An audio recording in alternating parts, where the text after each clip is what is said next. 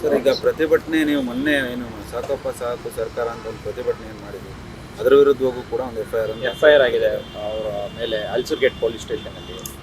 ಅವ್ರ ಬಗ್ಗೆ ಏನಾದರೂ ನಾನು ಕಳೆದ ಪತ್ರಿಕಾಗೋಷ್ಠಿಯಲ್ಲಿ ಮಾತನಾಡಬೇಕಾದ್ರೆ ಒಂದು ಮಾತನ್ನು ಹೇಳಿದೆ. ಸಾಕಪ್ಪ ಸಾಕು .com ಅಂತಕ್ಕಂಥ ವೆಬ್ಸೈಟ್ನಲ್ಲಿ ಅದೇನು ನೀವು, ಯಾಕೆಂದರೆ ಅದು QR ಕೋಡ್ ಕೊಟ್ಟಿದ್ದೇವೆ, ಸಾರ್ವಜನಿಕರು ಅದನ್ನು ಈಗಾಗಲೇ ಓಪನ್ ಮಾಡಿದ್ದಾರೆ, ಕೆಲವೊಂದಷ್ಟು ಜನ ಫಾರ್ಮ್ಗಳಿದೆ, ರಿಜಿಸ್ಟ್ರೇಷನ್ ಮಾಡ್ಕೊಂಡಿದ್ದಾರೆ, ಫಿಲಪ್ ಮಾಡಿದ್ದಾರೆ, ಜಾಯಿನ್ ದ ಮೂಮೆಂಟ್ ಕ್ಯಾಂಪೇನ್ಗೆ ನಮ್ಮ ಜೊತೆ ಕೈ ಜೋಡಿಸಿದ್ದಾರೆ ಈ ರಾಜ್ಯದ ಜನತೆ. ಅದು ನಾನು ಒಂದು ಮಾತನ್ನು ಹೇಳಿದ್ದೆ, ತಾವು ಕೂಡ ನೋಡ್ಬೋದು, ಅದು it is open to everybody. ಅದು ಪಬ್ಲಿಕ್ಗೋಸ್ಕರ ಮಾಡಿರ್ತಕ್ಕಂಥ ವೆಬ್ಸೈಟ್, ಅದರಲ್ಲೇನು ಮುಚ್ಚುಮರೆ ಇಲ್ಲ. ಆ ವೆಬ್ಸೈಟ್ನಲ್ಲಿ ನಾವು ಯಾರನ್ನು, ಯಾವುದೇ ಒಂದು ವ್ಯಕ್ತಿಯನ್ನು ವ್ಯಕ್ತಿಗತವಾಗಿ ನಿಂದಿಸ್ತಕ್ಕಂಥ ಒಂದು ಪ್ರಶ್ನೆ ನಾವು ಆ ಒಂದು ವೆಬ್ಸೈಟ್ನಲ್ಲಿ ಉದ್ಭವ ಆಗ್ತಕ್ಕಂಥದ್ದು ಆಗಿಲ್ಲ. ಯಾರನ್ನೂ ನಾವು ವ್ಯಕ್ತಿಗತವಾಗಿ ನಿಲ್ಲಿಸಿಲ್ಲ.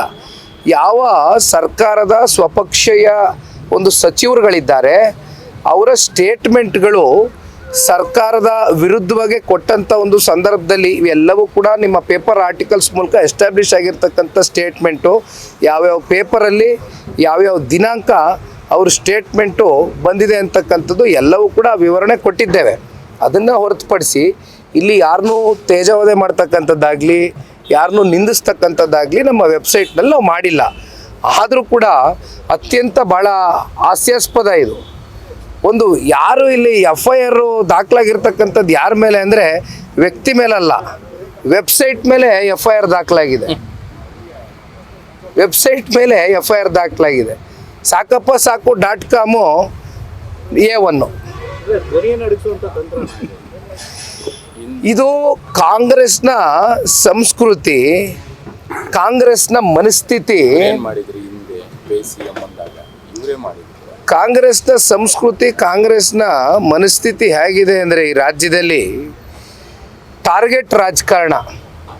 ಯಾರನ್ನಾದ್ರೂ ಟಾರ್ಗೆಟ್ ಮಾಡಿದ್ರೆ ನಾನು ಆ್ಯಕ್ಚುಲಿ ಹೇಳಬಾರ್ದು, ಯಾಕೆಂದರೆ SIT ಅಂತಕ್ಕಂಥದ್ದು, ಲೋಕಾಯುಕ್ತ ಅಂತಕ್ಕಂಥದ್ದು it is N independent body ಅಂತಕ್ಕಂಥದ್ದು ನಾವೆಲ್ಲ ಭಾವಿಸಿದ್ದೀವಿ, ನಮಗೆ ಗೌರವ ಇದೆ. ಯಾಕೆಂದರೆ ಸಂತೋಷ್ ಹೆಗಡೆ ಅಂತಕ್ಕಂಥವ್ರು ಏನೊಬ್ಬರು ರಿಟೈರ್ಡ್ ಜಡ್ಜ್ ಇದ್ದರು, ರಿಟೈರ್ಡ್ ಜಡ್ಜ್ ಆಗಿ ಬಂದು ಲೋಕಾಯುಕ್ತನ ಯಾವ ರೀತಿ ಮ್ಯಾನೇಜ್ ಮಾಡಿದ್ರು ಅಂತಕ್ಕಂಥದ್ದನ್ನ ನಾವು ನೋಡಿದ್ದೇವೆ. ಇವೆಲ್ಲ ಇತಿಹಾಸ ಇದೆ ಲೋಕಾಯುಕ್ತ ಬಗ್ಗೆ, ನಾವು ಲಘುವಾಗಿ ಮಾತನಾಡೋದಿಲ್ಲ.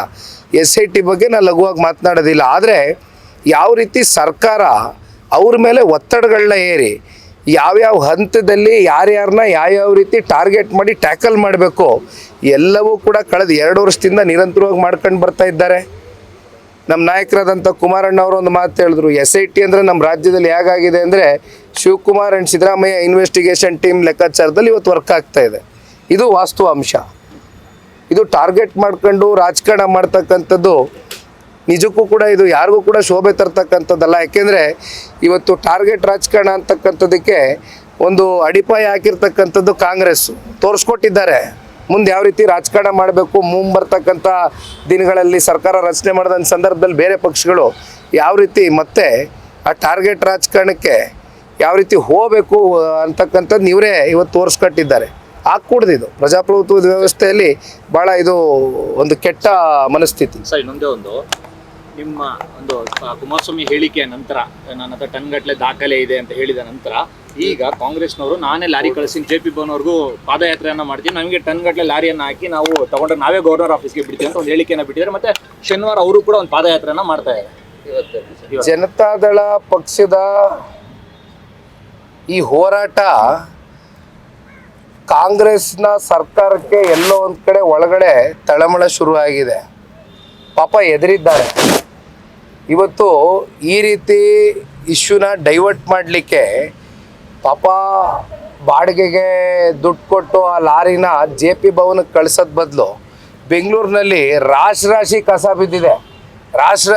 ಬಿದ್ದಿದೆ ಬೀದಿಲಿ. ಜನ ಆ ಕಸದ ವಾಸನೆಗೆ ತಡೆಯೋಕ್ಕಾಗದೆ ಒದ್ದಾಡ್ತಾ ಇದ್ದಾರೆ. ದಯಮಾಡಿ ಇವತ್ತೇನು ಆ ಲಾರಿಗೆ ಬಾಡಿಗೆ ಕೊಟ್ಟು JP ಭವನಕ್ಕೆ ಕಳ್ಸೋದು ಬೇಡ, ನಾವೇ ಒಂದು ಕ್ಯಾಂಟರ್ ಮಾಡಿ ಅತಿ ಶೀಘ್ರದಲ್ಲೇ ಸೆಂಡ್ ಆಫ್ ಮಾಡಿಕೊಡ್ತೀವಿ.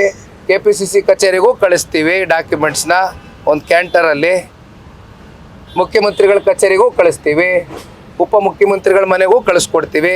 ಯಾಕೆ ತೊಂದರೆ ತಗೋತಾರೆ? ಇಲ್ಲಿ ಜೆ ಪಿ ಭವನಕ್ಕೆ ಬರೋದ್ ಬದಲು ಲಾರಿ ಇವತ್ತೇನು ಪಾಪ ಬಾಡಿಗೆನೂ ವೇಸ್ಟ್ ಆಗೋದು ಬೇಡ, ಲಾರಿದು ಬಾಡಿಗೆ ಮಾತಾಡ್ಬಿಟ್ಟಿರ್ತಾರೆ. ಇಲ್ಲೆಲ್ಲ ಕಸ ಗೀಸ ವಿಲೇವಾರಿ ಮಾಡ್ತಕ್ಕಂಥದ್ದು ಇದೆಯಲ್ಲ, ಕಸ ಗೀಸ ಹೊಡಿಲಿ, ಎತ್ಕೊಂಡೋಗ್ಬೇಕಾದ್ರೆ ಎಲ್ಲೂ ಜಾಗ ಇಲ್ಲ ಅಂದರೆ KPCC ಆಫೀಸಲ್ಲಿ ಡಂಪ್ ಮಾಡಲಿ.